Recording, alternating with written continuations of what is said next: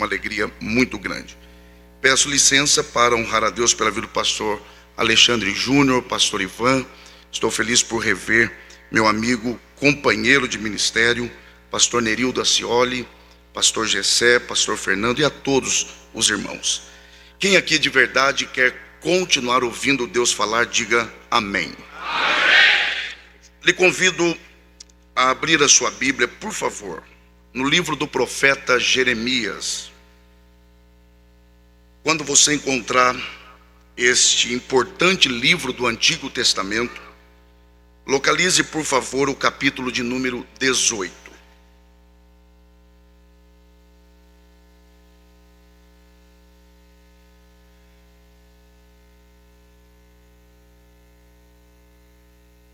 Quando você encontrar o capítulo 18 do livro do profeta Jeremias,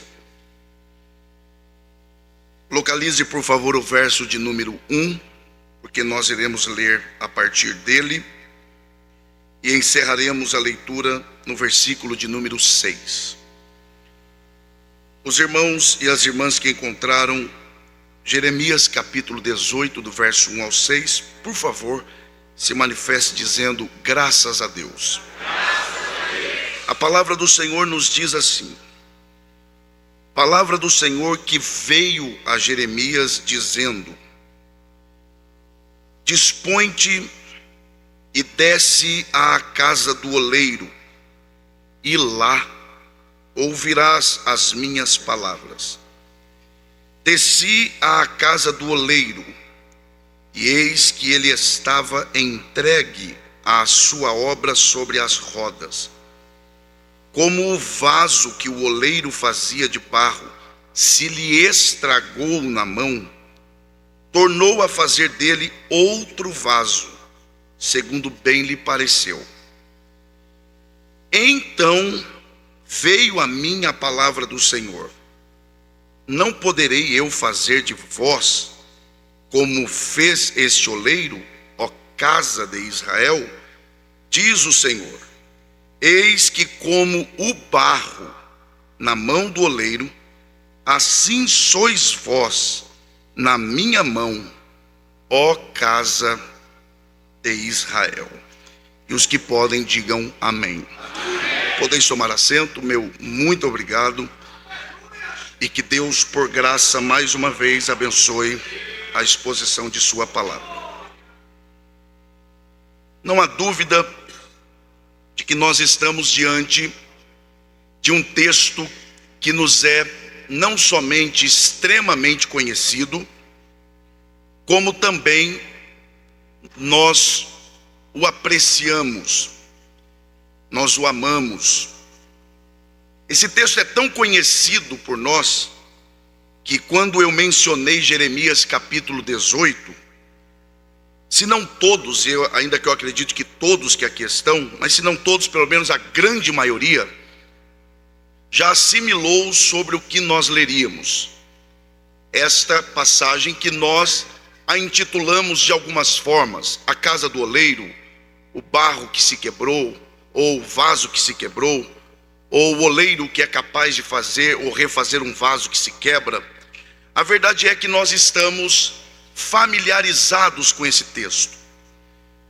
Todavia, se nós queremos pelo menos tentar, e quando eu uso a expressão tentar, eu estou sendo muito sincero, se nós queremos pelo menos tentar entender esse texto da forma correta, nós precisamos trilhar pelo caminho correto da interpretação desse texto. E o primeiro passo é nós estabelecermos aqui a forma com que esse texto ou esse capítulo está dividido, porque ele não somente pode, como deve ser dividido em três partes.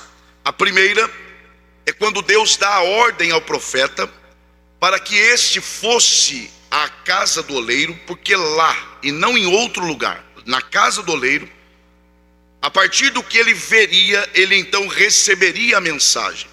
Então esta é a primeira parte, em que o profeta, além de receber a ordem para ir à casa do oleiro, ele vai, e lá então ele recebe a mensagem, que ele deveria então reproduzi-la ao povo de Israel. A segunda parte é a forma com que Israel reagiu à mensagem. Jeremias recebe a mensagem, entrega a mensagem, e Israel reage à mensagem. E a terceira e última parte é o tratamento que Israel deu, não mais à mensagem, mas agora ao mensageiro. A primeira parte, em que Deus entrega a mensagem ao profeta, não é somente uma mensagem entregue por Deus, porque uma coisa é quem entrega, outra coisa é qual é a mensagem. Então quem entrega a mensagem ao profeta, como todos aqui sabem, é o próprio Deus. Mas sobre quem Deus está falando? Deus não está falando sobre o vaso, Deus não está falando sobre Israel. Na verdade, Deus está falando sobre Ele mesmo.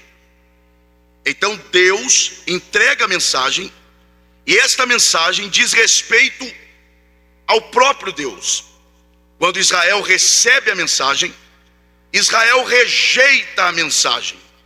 Israel não recebe a mensagem. Para ser mais exato, Israel dá as costas à mensagem.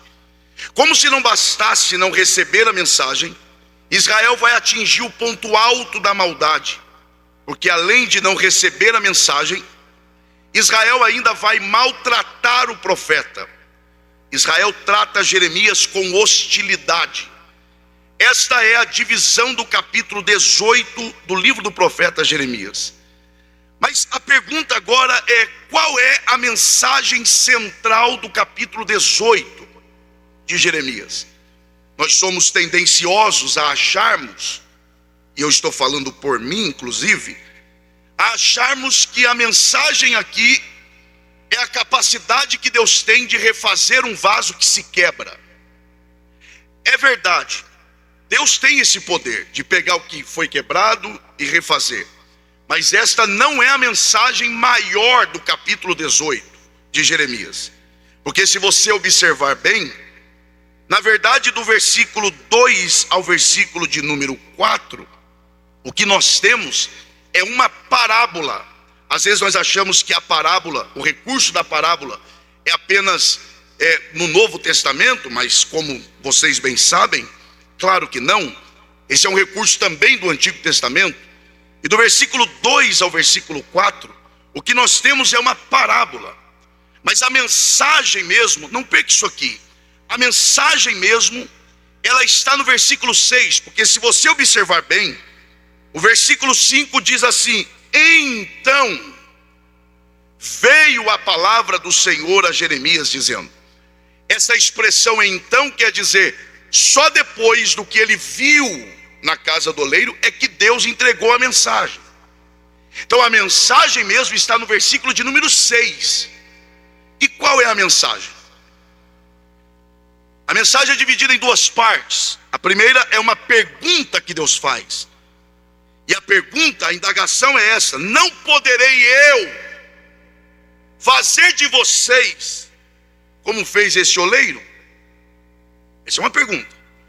E depois o próprio Deus afirma: eis que como, já não é o vaso, eis que como o barro na mão do oleiro, assim são vocês na minha mão. Essa é a mensagem. A questão do vaso se quebrar é um detalhe da forma que Deus usa para transmitir a mensagem. Mas a mensagem é o verso 6.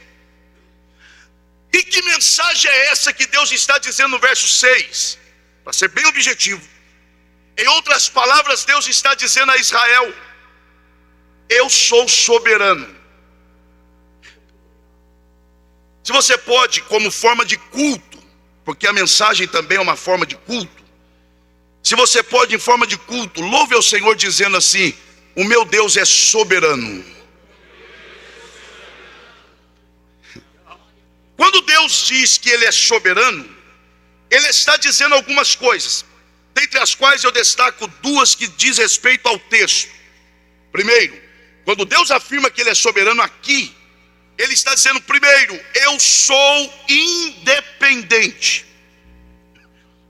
Deus está dizendo, eu não dependo de nada, nem de ninguém fora de mim para ser quem eu sou. Em outras palavras, Deus está dizendo para Israel assim: eu vou chamar vocês ao arrependimento. Se vocês se arrependerem, eu sou Deus para perdoar. Mas se vocês não se arrependerem, isso não muda nada em relação a mim, porque eu continuo sendo Deus do mesmo jeito para lhes julgar. O que Deus está dizendo a Israel aqui é: o que acontece fora de mim não altera quem eu sou. Em outras palavras, Deus está dizendo: se vocês me adoram, eu sou Deus. Se vocês não me adoram, não muda nada. Eu continuo sendo Deus do mesmo jeito. Porque às vezes tem gente que pensa que o fato de alguém não adorar num culto como esse deixa Deus chateado. Tipo assim, acabou o culto, eu não adorei, e Deus fala: poxa, o culto hoje não foi legal porque alguém não me adorou como deveria. Eu acho que o maior prejudicado quando não adora é quem não adora, porque isso não altera quem Deus é. Mas Deus está dizendo: eu sou independente. Segundo lugar, além de Deus dizer que Ele é independente, Ele também está dizendo, quando Ele diz que Ele é soberano, Ele está dizendo: além de independente, eu sou autônomo. Ou seja, eu sou livre para fazer o que eu quero, do jeito que eu quero, no lugar que eu quero e da maneira que eu quiser. É como se Deus estivesse dizendo: quando eu quero fazer alguma coisa, eu não peço autorização. E depois que eu faço, eu não pergunto a opinião para saber se alguém gostou ou deixou de gostar. É isso que está no verso 6. Ele diz: assim como é o barro na mão do oleiro, que faz dele o que quiser, assim são vocês na minha mão, eu faço com vocês o que eu quiser também. Agora, vamos resumir isso aqui. Deus está dizendo para Israel: eu não dependo de vocês. Eu sei que é duro ouvir isso, mas é o que tem para hoje à noite. Deus está dizendo para nós: eu não dependo de vocês para nada. É duro, né? Porque às vezes a gente pensa que Deus depende da gente para fazer alguma coisa. Pois Ele nos trouxe aqui hoje, terça-noite, para dizer: não se engane. Se vocês me servem, eu sou Deus. Se vocês não me servem, não muda nada aqui em cima, porque eu continuo sendo Deus. Só que a história não acaba aí, pastor. Porque me chama a atenção, pastor Wellington Júnior, eu me refiro ao senhor com muito respeito, que Deus quer dizer isso a Israel, que não depende de Israel para nada, mas Ele poderia ter transmitido essa mensagem de várias formas, diretamente, indiretamente, mas Ele escolhe a casa do oleiro, para que através do trabalho do oleiro, Ele possa dizer para Israel assim: eu não dependo de vocês. Só que por trás disso Ele está dizendo uma outra verdade, porque Ele diz: assim como o barro é na minha. Olha só, porque Jeremias diz que quando chega na casa do oleiro, o oleiro estava entregue. Essa expressão entregue aqui é totalmente voltado para o vaso, ao ponto de quase não perceber o que estava acontecendo em volta. E que parte do corpo humano o oleiro usa para trabalhar o vaso? A mão. Eu nunca vi oleiro fazer vaso com a voz. Ele tem que usar o quê?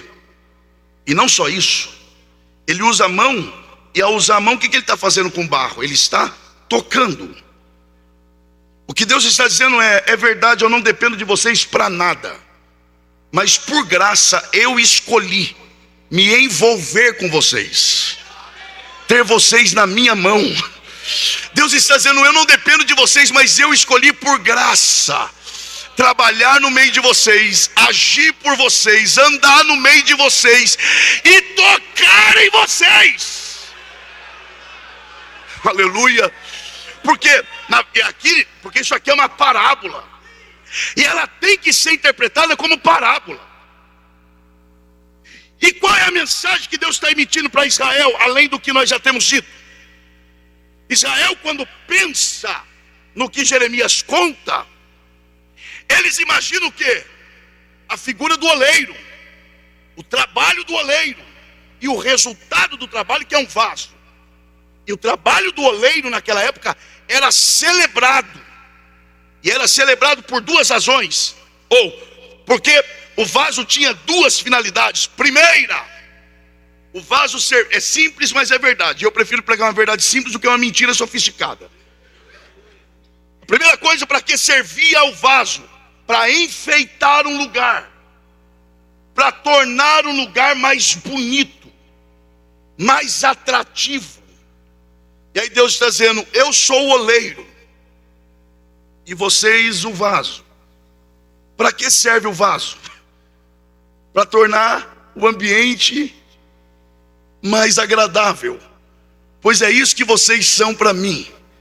Vocês são o meio pelo qual eu revelo a beleza da minha graça. Aliás, não poderia ter sido outro profeta para falar sobre esse negócio. Tinha que ser Jeremias. Porque se tinha alguém que tinha autoridade para falar sobre a capacidade de Deus em pegar uma coisa sem forma e dar forma, é Jeremias. Porque qual foi a primeira palavra que Jeremias ouviu de Deus? Antes que eu te formasse no ventre, te conheci. E antes que saísses da madre, te santifiquei. E às nações te dei como profeta. Eu gosto da palavra te dei, porque eu só posso dar o que é meu. E é como se Deus estivesse dizendo para Jeremias: sabe por que eu te dou? Porque você não pertence nem a você mesmo. Você é meu e eu te dou a quem eu quero, do jeito que eu quero. Estão dizendo aí que você vai ser sacerdote porque teu pai é sacerdote, mas eu é que determino o que você vai ser, e você vai ser profeta. Agora, Deus está dizendo: fui eu que te formei. E eu acho lindo porque, primeira informação que Deus está dando a Jeremias: fui eu que te fiz. Mas Deus não está dizendo que conheceu ele enquanto o fazia. Deus diz: antes que eu te fizesse. O teu pai não tinha nem nascido. O teu bisavô não tinha nem casado com a tua bisavó. Aliás, o teu tataravô não tinha nem nascido ainda, e quanto a você, eu já sabia tudo a seu respeito. Porque fui eu quem te fiz. Agora, o que é mais lindo é que Deus deixa uma outra verdade clara para Jeremias. Porque o vaso que é feito por Deus, olhe bem para cá, o vaso que é, e eu não estou falando desses vasos que o povo fala por aí não, esses vasos de mistério, isso aí é problema às vezes. Estou falando desses vasos, que fala de vaso e já pensa, não, vaso é aquele que é feito por Deus e se submete ao propósito de Deus.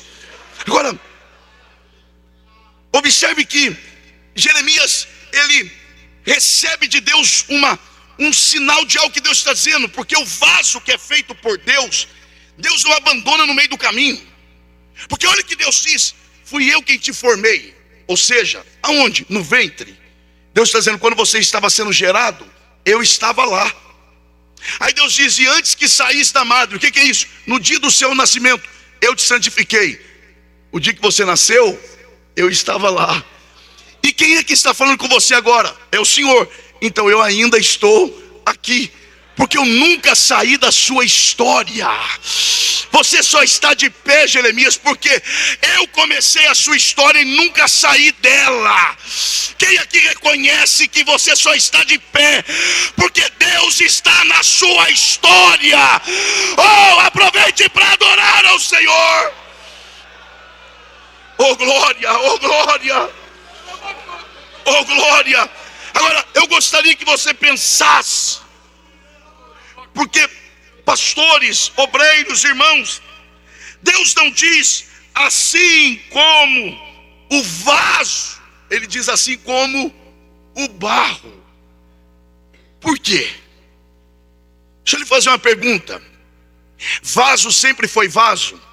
Qual é o primeiro estágio do vaso? Vamos lá, qual é? Mas quando ele se transforma, ele é feito em vaso, ele deixa de ser barro? ele só é um barro endurecido e com forma, mas ele ainda é barro, porque uma vez barro, barro para sempre. Você está pensando só porque deu uma melhorada, você deixou de ser quem você é? Você ainda é barro. Está pensando que muda? Que a verdade é que determinadas coisas não mudam as pessoas. Determinadas coisas revelam o que ela sempre foi. Agora, como é que eu, preste muita atenção nisso, como é que eu posso me gloriar do fato de Deus ter me dado forma? Se ele vai lá onde tem barro, e barro é barro, que forma tem barro? Que valor tem barro? Com tanto barro para escolher, ele vai exatamente em você. Ele podia ter pego o barro da direita, da esquerda, de trás, da frente, mas não, ele vai em você. Fala, é você. Aí ele pega você sem forma, sem valor. Aí te leva para casa. Aí começa a dar forma. Ele dá forma. Agora, aí eu te pergunto, o que é que fez Deus olhar para você? Aí alguém diz assim, o meu talento. Não, você só pode estar de brincadeira. Não, não, pastor, talento nem tanto, mas o meu caráter, a minha honestidade. Porque tem gente que tem área da vida dele que ele quase faz um altar na casa dele, porque ele diz, ninguém me toca nessa área. Você acha que foi isso que atraiu Deus em você? Se a Bíblia diz que o que eu tenho de melhor diante de Deus é trapo de imundície, e você quer ver que o que eu tenho de melhor diante de Deus é o que eu tenho de pior? Que parte do corpo humano o profeta usa para profetizar? A boca. Qual é a parte do profeta mais honrada? A boca. Qual é a parte do profeta mais pura? A boca. Quando Isaías viu a Deus, o que ele falou que era impuro? Os lábios. Porque diante de Deus o que eu tenho de melhor se torna o pior. Aleluia. Pastor, então o que é que fez Deus olhar para mim? Nada, a não ser a graça dele. Tem gente que ainda dá glória a Deus com essas coisas, né? Mas eu quero adiantar aqui e por um momento te convidar a por um minuto só se colocar no lugar do oleiro. Imagine que você vai lá no lamaçal. Você é o oleiro. Pega o barro, sem forma, sem valor, sem beleza, leva para casa. Começa a dar forma. Depois de um tempo está lá um vaso bonito. Imagine que você pega esse vaso e você lembra de onde você tirou ele. Aí imagine que você vai colocá-lo.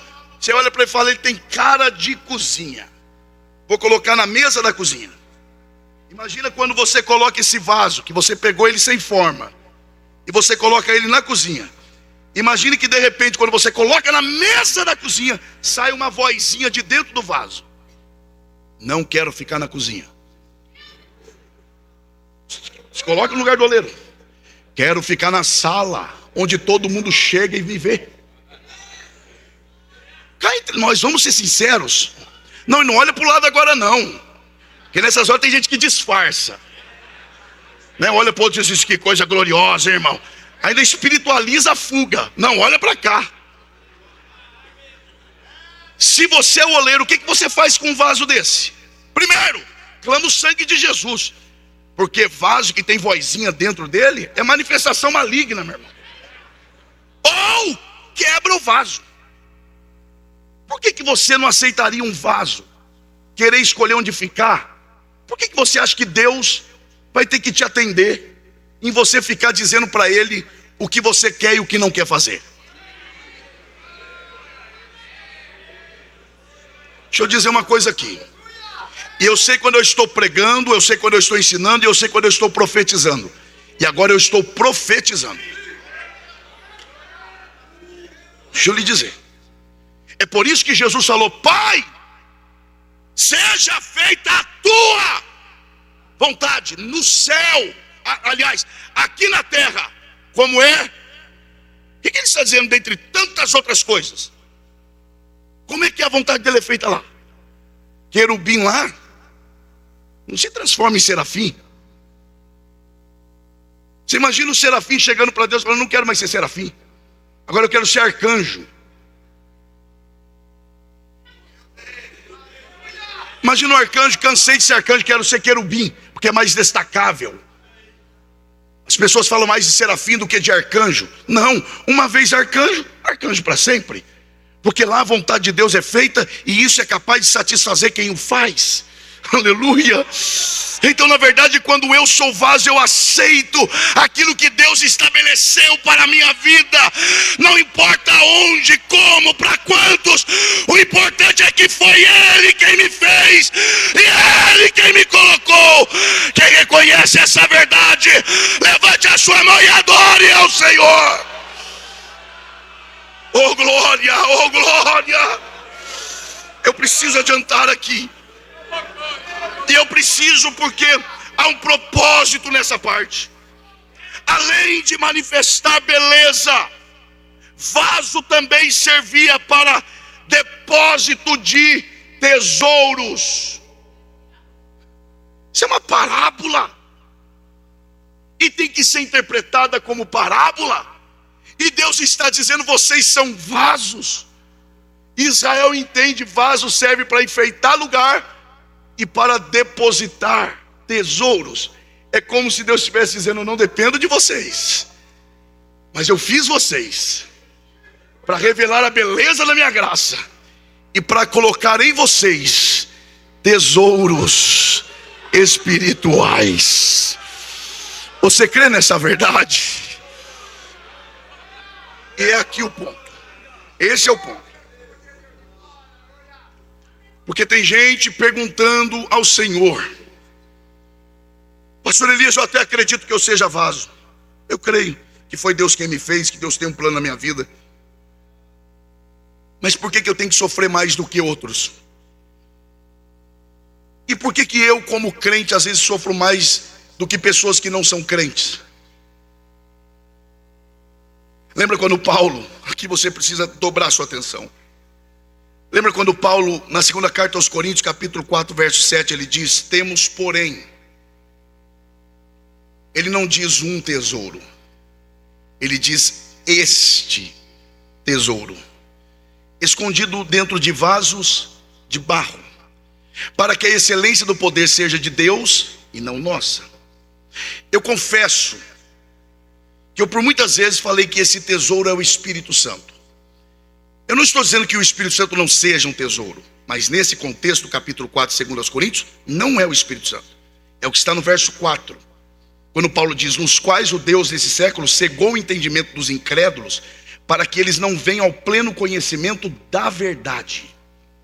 Aí no verso 7 ele diz: temos porém. Esse porém quer dizer, eles não têm, mas quanto a nós, temos. E é um tesouro escondido em vasos de barro. Do que Paulo está falando? Quando Paulo escreve esta carta, dentre outros muitos problemas que ele está tentando resolver, ele também está defendendo a sua autoridade apostólica, porque esse problema é antigo. Porque na ausência física de Paulo, alguns falsos mestres adentraram ao seio da igreja e começaram a questionar a autoridade ministerial de Paulo. Agora, lembra? E eles tinham carta. Lembra quando Paulo ainda diz assim: vocês são minha carta. É como se Paulo estivesse dizendo: eles estão dizendo que eu não tenho carta, mas eu não preciso de carta, porque vocês são a prova do meu ministério. Mas com base em que esses falsos mestres estavam questionando a autoridade apostólica de Paulo? Olha os argumentos. Paulo não é de Deus. Aí os irmãos muito simples perguntavam: por quê? Não, porque Paulo vive sofrendo. Paulo vive sem saúde. Paulo vive sendo apedrejado, rejeitado. E alguém que sofre tanto assim não pode ser de Deus. Aí Paulo vem e escreve: temos porém um tesouro escondido dentro de vasos ele escreve para uma igreja que entende o que ele quer dizer, porque havia uma prática comum na época, em que uma pessoa que tivesse ouro e não precisava do ouro naquele momento, o que ela fazia?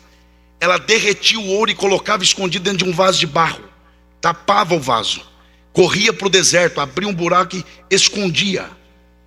Depois de um tempo ela precisava do ouro, o que ela fazia? Voltava lá no deserto, pegava aquele vaso, só que o tempo passou e o ouro que antes tinha sido derretido, agora endureceu pelo lado de dentro do vaso.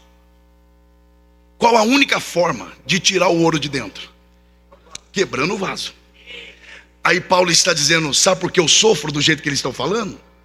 Eu sofro porque dentro de mim tem tesouro. E a única forma que Deus tem para tirar esse tesouro de mim, para mostrar para vocês, é me quebrando todo dia. Todo dia ele me quebra.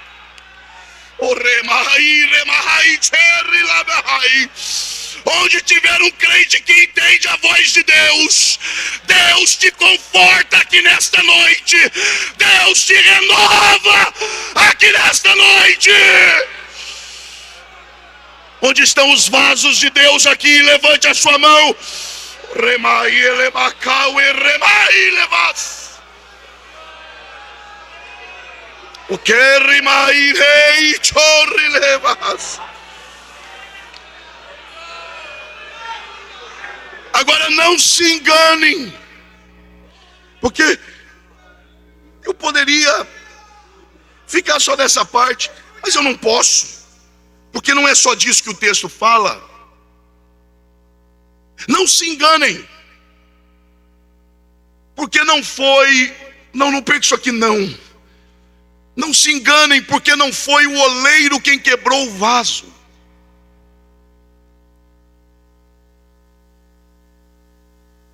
O texto não diz que o oleiro quebrou o vaso e fez de novo. O texto diz que foi o vaso que se quebrou. E uma coisa é uma coisa, e outra coisa é outra coisa. Né, irmã? Isso é profundo, uma coisa é uma coisa, outra coisa é outra coisa. Isso é demais. Isso aqui. Por quê?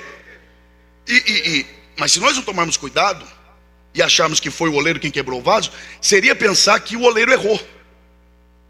E o oleiro aqui não é homem, o oleiro aqui é Deus. Do tipo, o oleiro está fazendo o vaso, aí ele olha e fala, errei a medida. Ué, mas você não ouve alguns dizendo por aí que Jesus é o plano B de Deus? Do tipo que Deus foi pego de surpresa quando o homem pecou? Do tipo assim, o homem pecou, aí Deus olhou, falou, meu Deus do céu, e agora? Como se Deus fosse pego de surpresa. Como Jesus é o plano B, se a Bíblia diz que Jesus Cristo é o Cordeiro morto, desde antes da fundação do mundo? Quando o homem pecou, é como se Deus estivesse dizendo, Satanás, você chegou atrasado, porque o problema já está resolvido faz tempo. Ele é o oleiro, e não é pego de surpresa. Oh, glória a Deus. Agora, não é o oleiro quem quebra o vaso, até porque o dia que Deus decide quebrar alguém, eu quero ver quem é que refaz. Eu fico preocupado quando eu ouço algum crente dizendo assim, me quebra, Senhor, me quebra. Eu acho que Deus deve rir de algumas coisas, não só pode, porque Deus deve olhar para uma pessoa dessa pedindo para Deus quebrá-lo. Deus deve dizer, fala assim, eu não vou nem considerar, porque ele não tem noção do que é eu quebrar alguém. Porque o dia que Deus decide quebrar alguém, nem ele mesmo refaz. E está na Bíblia. Provérbios 29:1. O homem que muitas vezes é corrigido e endurece a cerviz, será quebrado sem que haja cura. E a ideia aqui é, o camarada está pecando, Deus está corrigindo, e ele endurece a cerviz. E cerviz aqui é coluna cervical. Deus repreende e ele continua assim, ó. Ele não se curva, ele não se rende, ele não reconhece, ele não se arrepende. Aí a Bíblia diz que de repente será quebrado, e é quebrado aqui, é na coluna cervical. sem que haja cura. O texto não diz que foi o oleiro quem quebrou o vaso. O texto diz que foi o vaso que se quebrou. É uma parábola e tem que ser interpretada como tal. E a ideia aqui é: o oleiro está trabalhando o vaso, e o vaso começa a falar consigo mesmo. Opa, essa mão que está aí é diferente. Não é qualquer mão. Ela é mais pesada. Já sei quem está aí. É Deus. Então, antes que essa mão me quebre, deixa eu me quebrar nela. Porque se eu me humilhar debaixo desta mão, a seu tempo ele me exaltará. Oh, glória a Deus. Porque na verdade Deus está chamando Israel ao arrependimento. E é como se Deus estivesse dizendo: se vocês se quebrarem, se vocês se arrependerem, se quebrarem na minha mão, eu sou capaz de fazer tudo novo. E a glória da segunda casa será maior do que a da primeira. Quem reconhece esse poder de Deus aqui, aproveite para adorá-lo nessa noite. Oh, glória a Deus, oh, glória a Deus. É noite de arrependimento. E o que é arrependimento? Eu tenho que falar isso. Por isso que são poucos os que se arrependem.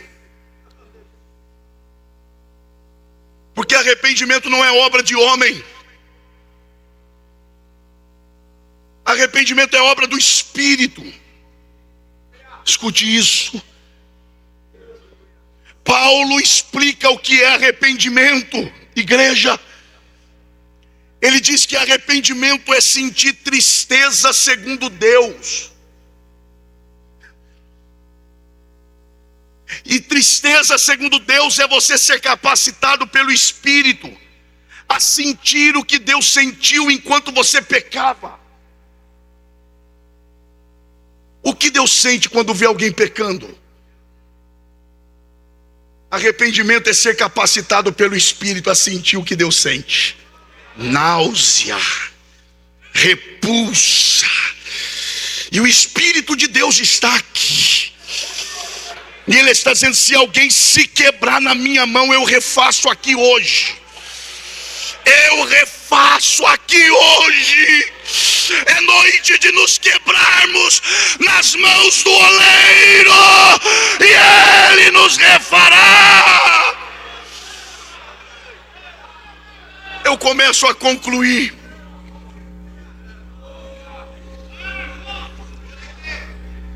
Deus está dizendo, eu sinto a graça de Deus aqui. Oh, glória a Deus. Deus está dizendo: eu sou o oleiro,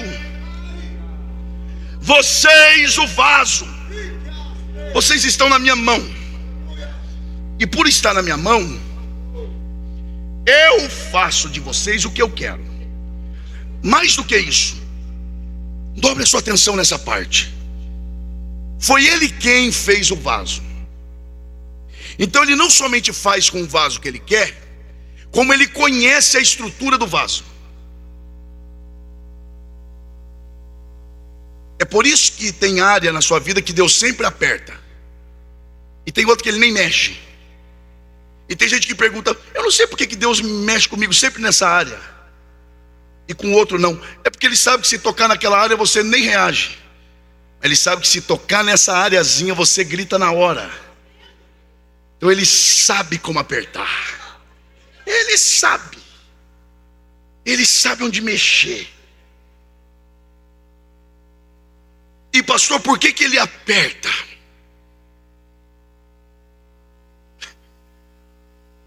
Sabe por que o oleiro aperta o vaso? Ele aperta porque Ele quer tirar de nós coisas que nem nós sabemos que temos. Eu vou dizer de novo. Como foi Ele, pastor, que nos fez? Ele conhece em nós o que nem nós conhecemos em nós mesmos. Então ele aperta para extrair de nós o que nem nós sabemos que temos. Pastor, que tipo de coisa? Primeira coisa, pecado. Como assim, pastor? É isso mesmo. Pecado oculto não é só aquele que tem gente que não confessa. Pecado oculto é pecado que nem você sabe que tem. Que é isso, pastor? O senhor tem base? Você acha que eu vim na igreja, nessa igreja, falar uma coisa sem base? Aqui, não. Se em outro lugar, não vou imaginar aqui.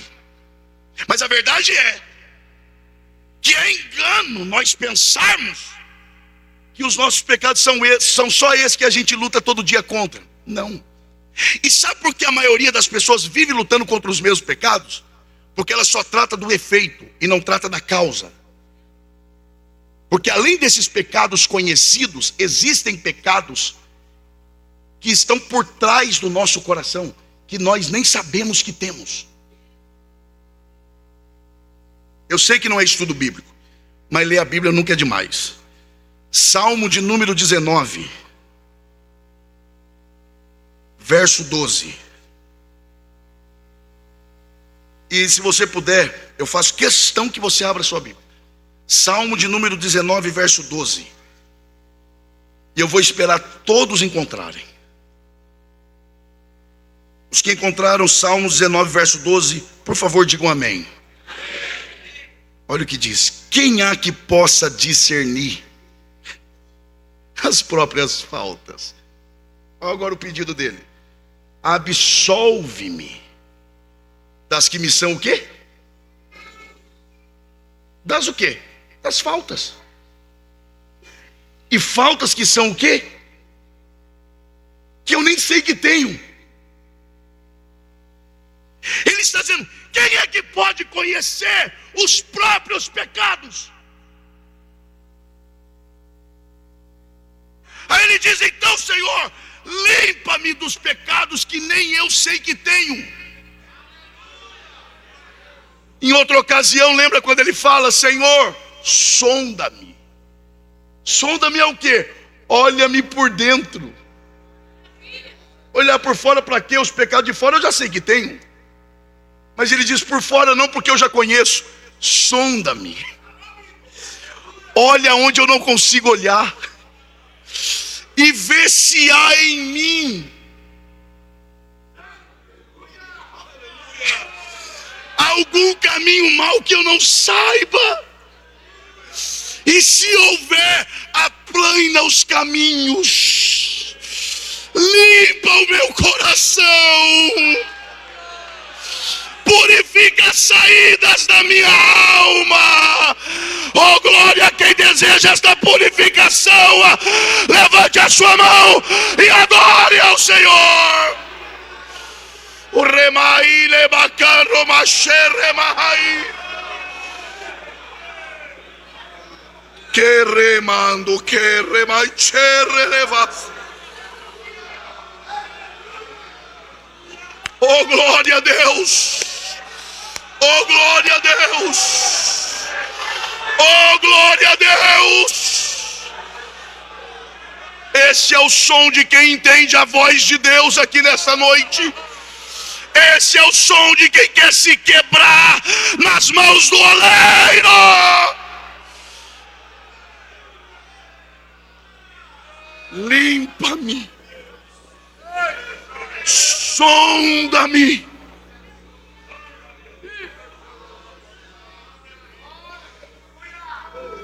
Eu não preciso enganar ninguém. Primeiro, que meus pais me ensinaram a não fazê-lo. Segundo, que quem me formou espiritualmente, ministerialmente, me ensinaram a fazer isso, a não enganar, principalmente no púlpito da igreja. Mas eu vou fazer o que Deus está mandando eu falar aqui. O ser humano, pastor Nerildo, ele foi criado para amar alguma coisa. O ser humano é um ser que foi feito para amar. Você sempre estará amando alguma coisa. Por isso que a Bíblia sempre diz: não ameis o mundo. Porque o ser humano sempre vai estar tendo algum objeto de amor. E eu só troco um amor quando eu encontro um amor maior. E amor não é uma coisa que se brota de fora para dentro. É de dentro para fora. Aí é por isso que o salmista diz: quem é que conhece os seus próprios erros?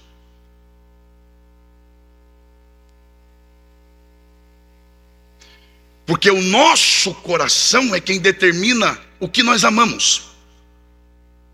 E aí é por isso que Deus fala na boca de Ezequiel. E eu confesso que eu preguei isso muitas vezes errado. Quando Deus diz assim na boca de Ezequiel: porém em vós o meu espírito. E aí Deus explica o que é isso. Ele diz: tirarei o vosso coração de pedra e colocarei um coração de carne. Às vezes se pensa que tira um coração duro para colocar um mole, e quem não chora passa a chorar. Não é isso não. Deus primeiro diz: porém em vós o meu espírito. E sabe o que é isso?